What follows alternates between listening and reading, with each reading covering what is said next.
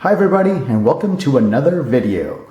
Right in front of me I've got none other than the McFarlane collection of action figures from the Netflix box office hit Stranger Things. Wow, boy was I ecstatic to find out that one of my favorite toy brands had acquired the license to produce action figures for this series. Wow. Okay, so in the back of the frame, you will notice that I've got the cardboards for the action figures, just as a backdrop. I can just pick one of these up very quickly. So throughout the first 2 seasons, McFarlane maintained the same cardboard with the same stylized picture of the series, with Elle featuring Elle on one of her dramatic poses, and on the back forgive me, you had the cross sell for some of the figures of the collection. Okay, unfortunately I do not have all of these. I'm still missing, for example, Upside Down Will. What is curious about this picture is that, about this figure, is that when it was on its original card back, it was placed upside down exactly. Right, so this is the traditional picture that, as I told you before, McFarlane kept going on for the first 2 seasons, but it changed with season 3. So we've got here an example of a cardboard for season 3. So featuring not only a new character, in this case Max, but the likeness of the actors much older than the original series. Okay, so on the back we've got, yeah, the 80s were, how can I say this, somewhat peculiar in terms of the way people dressed. Okay, we've got Chief Hopper sporting his Hawaiian shirt, shall we call it that, and Elle with her, wow, screaming dress that she wears to the mall. So I am missing this one, unfortunately, this version of Elle from season 3. So let's get down to the figures themselves, starting with the 4 friends that were featured prominently on throughout all the seasons, actually, but the first season was all about these 4 guys, these 4 preteens at the time, starting with none other than Mike. Okay, so for those of you who haven't watched the 4th season of Stranger Things, which obviously has inspired this video, for me, don't be scared, I'm not going to spoil any of their plot twists that happen on the 4th season. Suffice it to say that there are going to be plenty, and with the astonishing price of almost $30 million per episode, I can absolutely guarantee it to you that Netflix was pulling no punches on this one. Okay, so back to Mike. So these figures are all fully articulated. He's sporting a very traditional, 80s garb with the polo striped sweater, the jacket, the backpack. Obviously, all of these 4 friends come equipped with their flashlights and walkie-talkies. Yes, this is so 80s once again. For what I'm worth, I wish my childhood had been anything similar to this, as adventurous as these kids had theirs, okay? Unfortunately, it wasn't. On to the second one, we've got Lucas. Lucas with his slingshot that he used with great skill on the first season of Stranger Things. Once again, a walkie-talkie, and not any sort of walkie-talkie. You will see this hole on the back of the walkie-talkie because they've all come with extra hands, and if they were to hold the walkie-talkie, there are some pegs on the extra hands that are used to holding this. Okay, on this case, on Lucas's case, we've got this sort of military flashlight. Okay, the type of accessory kids need for their nighttime adventures. And once again, he comes with his backpack Yeah, tons of detail. Okay, a decent sculpt in terms of face and plenty of articulation for these figures. I forgot to tell you, but they all come with a base with the Stranger Things logo. I just love it. I just love the sneakers and the outfits, the way they dressed. It's all screaming with 80s nostalgia. Okay, Lucas. On to Dustin.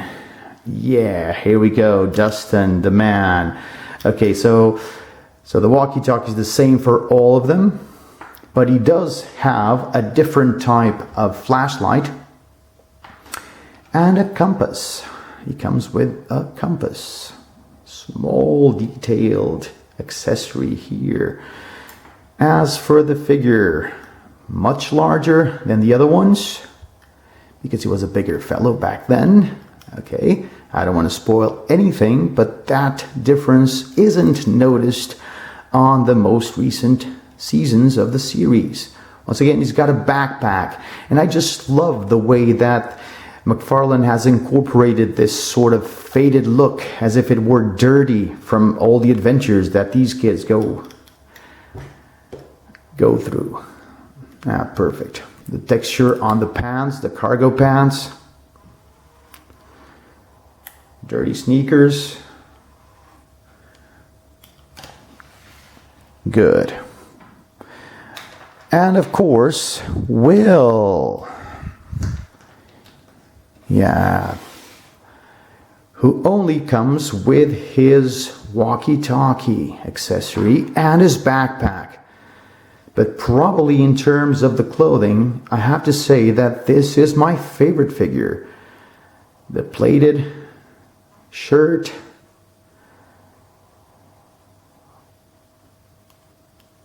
the watch, jeans, sneakers.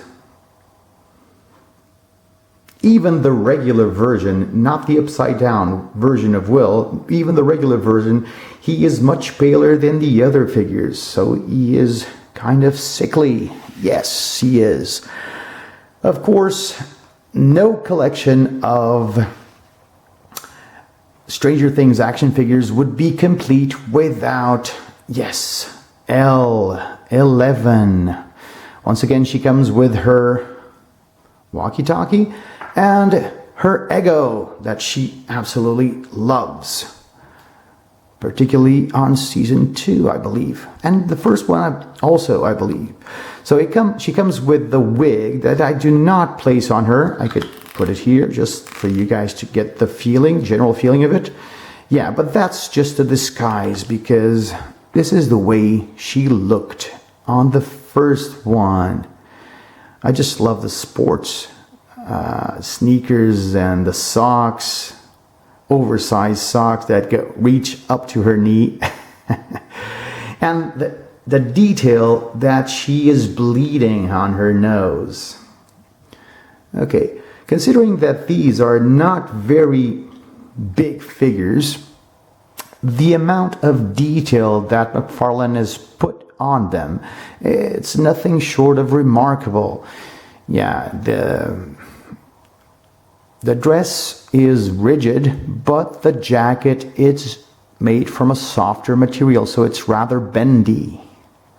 And of course, she's in this stance because, yes, you've guessed it by now, she is facing her demon.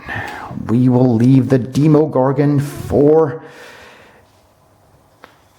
a little while, and we're going to talk about, yes, I just loved it that Barb got an action figure for herself. Okay, I just love it. Okay, yeah, so she's accompanied with her book, okay, and this tiny can of beer, imported beer, I believe. Yeah. She's got her huge glasses. Once again, the 80s fashion. the shirt, and the jeans. Very good indeed. I've seen many people noticing that there's this sense that people forgot that what happened to her in the first season. Okay, on to the adult section. Chief Hopper over here. David Harbour. Yeah, here we go. He comes with what? A mug? Coffee mug? Yep. Coffee and cigarettes. Breakfast of the champions. At least in his case. And he comes with his uniform. Chief Hopper. Yep. Tiny US flag on the right shoulder. Yep. On the left, he's got the logo for the Hawkins Police. Let's see if... Yeah. And you can notice that even here, sporting this uniform, he isn't exactly in shape. He's a bit overweight. Yeah, he also comes with his revolver. Now, I'm not sure if this is a Colt Python or a Smith & Wesson 38 caliber. I don't know. But I can tell you one thing. It is rather impressive. Okay, back to the holster. Now we've got Chief Hopper.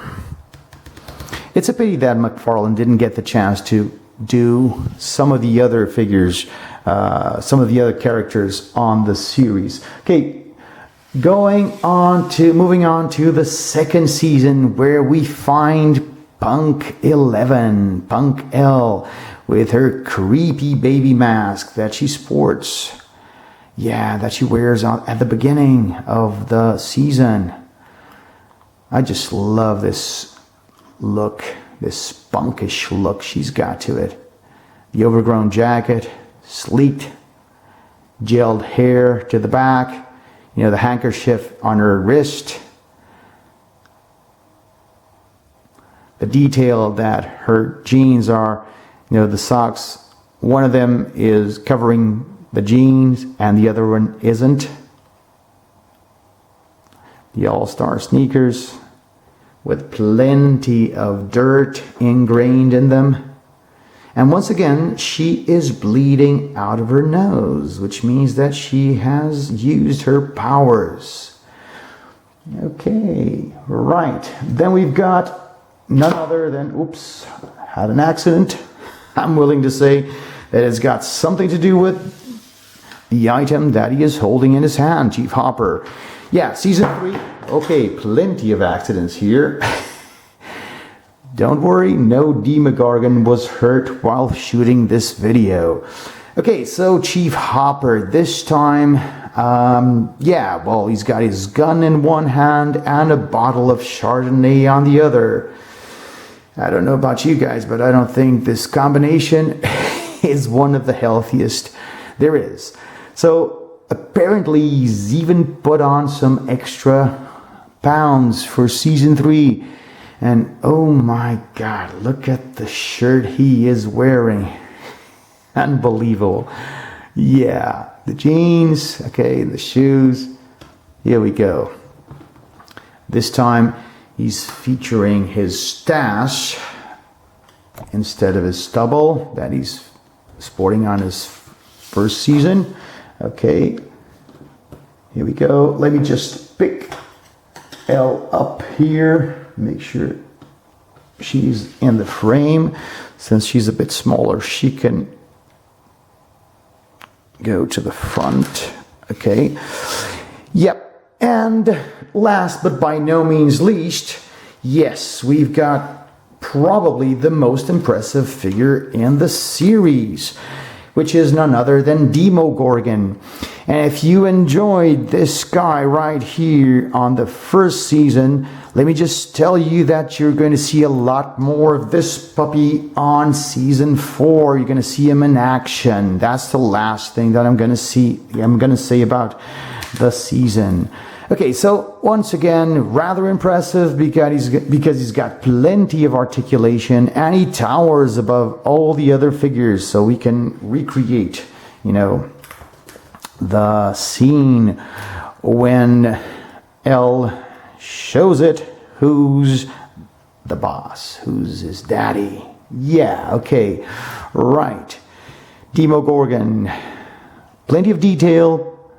For me, the best sculpting in the batch, and plenty of articulation too. Look at the double articulation on the torso, shoulders, elbows, and hands. Yeah, and it is a creepy figure, isn't it? Kind of like a plant-like with this opening of successive jaws. Kind of like the sunflower from hell. Yeah. Okay, you guys, and that is it for my Stranger Things collection of McFarlane figures. Those of you who have lasted up till the end of the video, I thank you for accompanying me and hope to see you guys soon. Bye-bye, take care, stay safe, stay strong.